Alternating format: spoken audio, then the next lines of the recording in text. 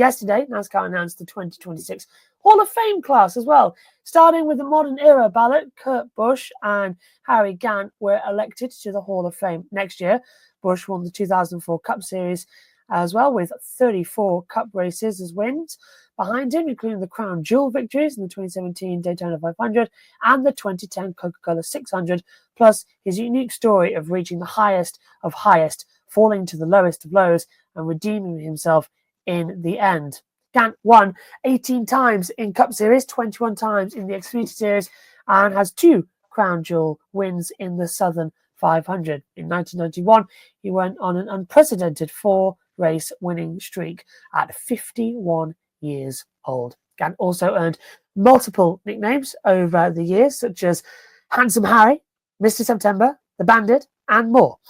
Now, coming from the Pioneer ballot, the man nicknamed Mr. Modified, Ray Hendrick, will be honoured alongside Busch and Gant early next year. Between 1955 and 1980, Hendrick won over 700 races in modified and late model sportsman series.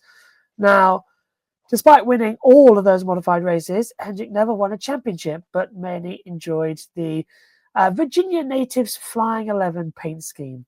Even I remember that one as well from die-cast models when I was a kid. That shows you how old NASCAR has been popular here in the UK. Now, last but not least, Humphrey Wheeler, the Landmark Award winner for this year for his time as president and general manager at Charlotte Motor Speedway, becoming one of the most iconic race promoters in NASCAR history. Wheeler's big shining moment was his leading role in promoting the Winston in 1992, an event later known as the All-Star Race. On that one hot night in 1992, Wheeler put on the first night race on a super speedway, despite many initially thinking it was a crazy idea. 2026 NASCAR Hall of Fame class will be inducted on the night of January 23rd, 2026. The graphic here courtesy of NASCAR. Matt with me as well to discuss it. What are your initial thoughts on next year's Hall of Fame class, and how come it's already time to pick another? It doesn't seem 5 minutes since last year. Yeah, I mean, they won't go in properly, will they, until the new year, so they've got a little bit of time to wait. I think it's probably gone the way most people suspected. As you mentioned, Kurt Busch's career path was, hand on screen, up, trough, and then back up again. I mean, both sides of the trough are Hall of Fame careers, so it's great for him to get in. Be interesting to see what he says in his speech, and all that come January. Harry Gant probably should have been in a couple of years ago. Perhaps he's been on the list for quite some time.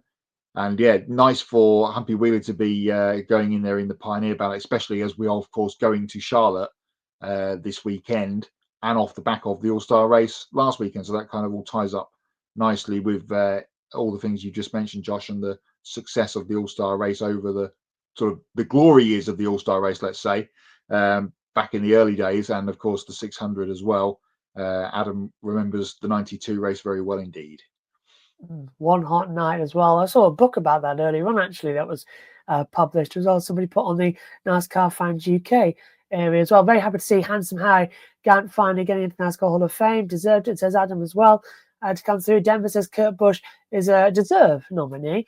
And other one of the drivers that didn't finish his career with Swanson races, they said, yeah. I agree. I very much agree to that. Should have had a better send-off than what happened to Kurt. Of course, he was parked with the concussion stuff at the end of his career.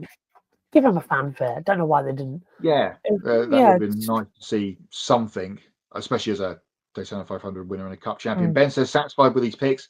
Neil Bonnet is still long overdue. We have too many recent greats who have retired that the Gants and the Bonnets of the world are having to wait far too long for. This is the problem with NASCAR Hall of Fame being such a modern thing when the sport has been going for such a long time. Unless we add spots every year and put more people in, this is unfortunately the way it's going to be. But then, is it really a Hall of Fame or a Hall of ex-drivers? That's the danger. You've got to be careful about who you add in as well. They've got to deserve the Hall of Fame nominee as well. It's not like in LA where if you pay a couple of bucks, you get your name on a star somewhere. So these are the real stars. Breaking down the numbers. Oh, good. Busch and Gant received 61% of the modern era ballot votes.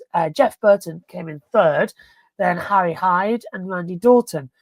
Ray Hendrick received 31% of the pioneer ballot votes, and Bob Wellborn took the runner-up spot. Our own Ben Schneider had a lot to say about this topic. He posted that Gant was overdue to get in, as he's told us here tonight, but he feels frustrated that Neil Bonnet still hasn't got in. Ben brought up a good point about the road ahead not getting any easier for those still looking to get in, because he believes that Kevin Harvick will be a lock-in in 2027 and Martin Truex Jr. and near lock-in in 2028. He added that legends of our generation deserve to be in the Hall of Fame, but so do the pioneers as well. NASCAR is currently including 3 members to the Hall of Fame every year, and there are some people out there who believe we need to increase the number of inductees each year from 3 to 4, maybe even 5. And as she just said as well, and I'll ask you the direct question, should they consider increasing the number of inductees each year, since the list of nominees will get even more competitive in the next few years? I suppose we also have been in a golden era of NASCAR.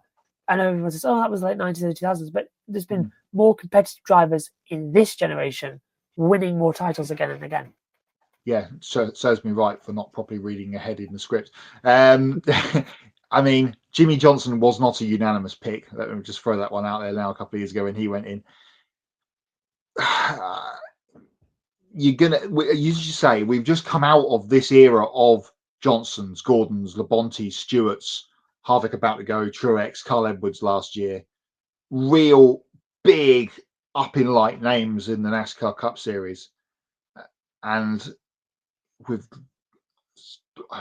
like us doing this show and others, there's so much more coverage now, whereas those guys that did all those remarkable things back in the day on the beach at Daytona and such, like on all the short tracks that have now left the calendar and elsewhere, like your Neil Bonnets, to Ben's point, if they don't get in, they will end up being forgotten about by the new guys that are, you know, just out of the sport.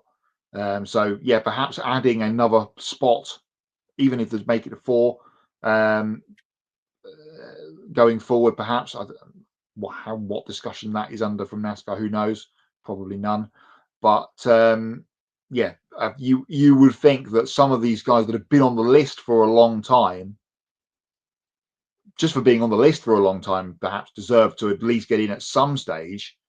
Otherwise, they'll end up just sitting there forevermore, being passed over by the new people added to the list, much like Kurt Busch this year.